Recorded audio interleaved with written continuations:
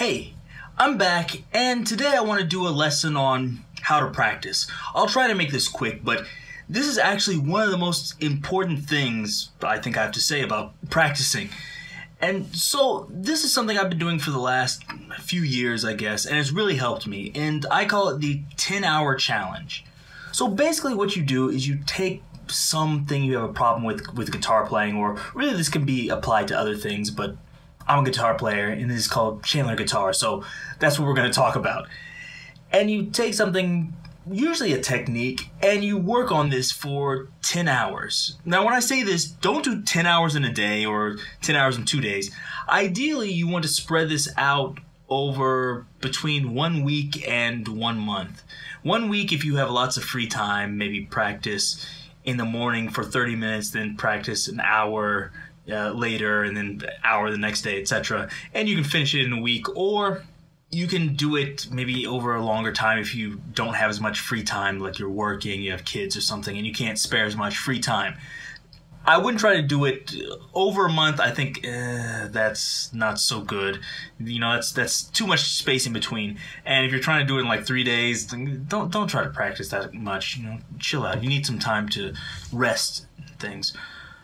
That's the basic idea. I know some of you are saying, like, why 10 hours? The real reason I chose 10 hours is because, one, it's a good number, 10's nice and even.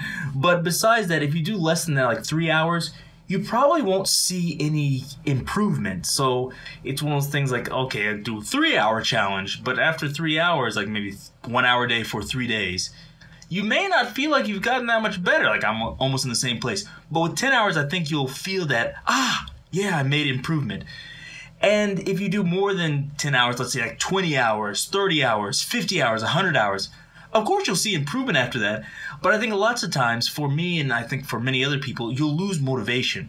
For me, when I do this type of challenge, usually for the first 3 or maybe even 4 days, I have like lots of motivation. The 5th day, I kind of have to be like, okay, keep going. 6th day, keep going. The 7th day, I almost want to quit, but I'm like, okay, I've done so many, just do one more. And then the 8th day, you know, like, I'm almost done. I'm almost at the finish line. And then the 9th day, it's easy because, you know, you have that sense of accomplishment. And on top of that, once you're done, I recommend treating yourself to something. Give yourself a reward. It can be, you know, like a nice steak dinner if you enjoy that. Or it can be really anything, but I recommend something related to music or guitar. It gives you motivation. And one of the things that I worry about, and I think lots of people do, is you don't want to be that guy at a gig or a jam session where you have the greatest equipment, but you have the worst playing out of any other guitar player there. And I think this really helps that. So if you have that GAS, you know, gear acquisition syndrome, where you can't stop buying things, this will kind of help that. So before you go buy that new overdrive pedal, practice something for 10 hours. So that way, next time you see somebody at a jam session, not only do you have a new overdrive, but you also have some new licks and some new technique to go with it. So that's another positive thing for this. Now, I'm sure you're saying, like, okay, like, what should I practice? Should I just practice songs for 10 hours? And you can, but I think there's something better to do with this. I think this should ideally be targeted to something like technique-wise, or something that's not so much thinking, but something you want to get under your fingers. For example, like alternate picking, sweep picking, legato, changing chords.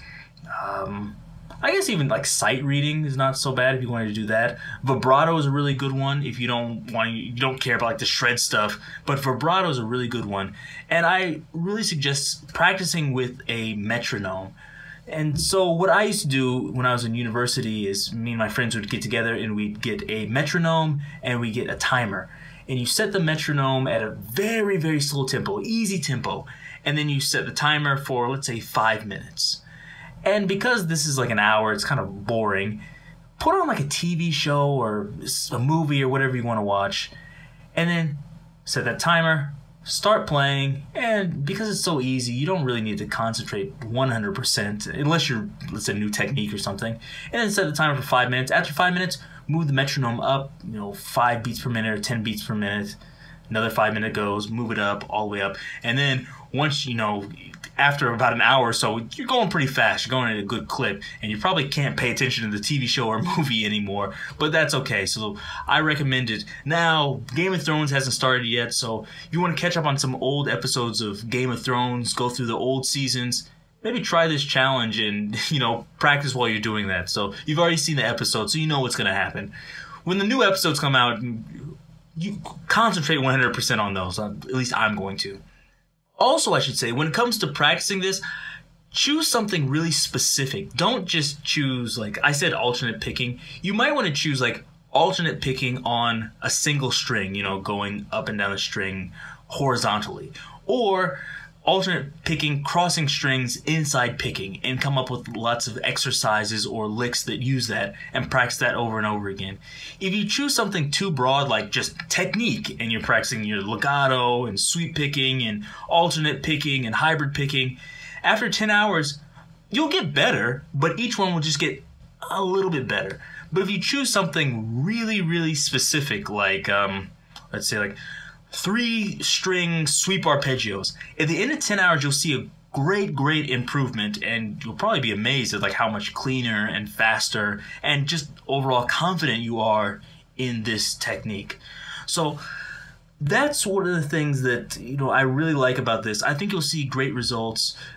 Just try it yourself. I think it's a good thing, and I think once you do it once or twice, you'll enjoy it too. And not only is it good for learning new techniques, it's also good for maintaining techniques. If you think, oh, I had great technique before, but I've been lazy and my techniques kind of gotten weaker, this is a good way to get yourself back in shape. So try it. If you do try it, leave me a message down below if it worked for you, etc. As always, give me a thumbs up, subscribe if you haven't done that, and until next time, see you.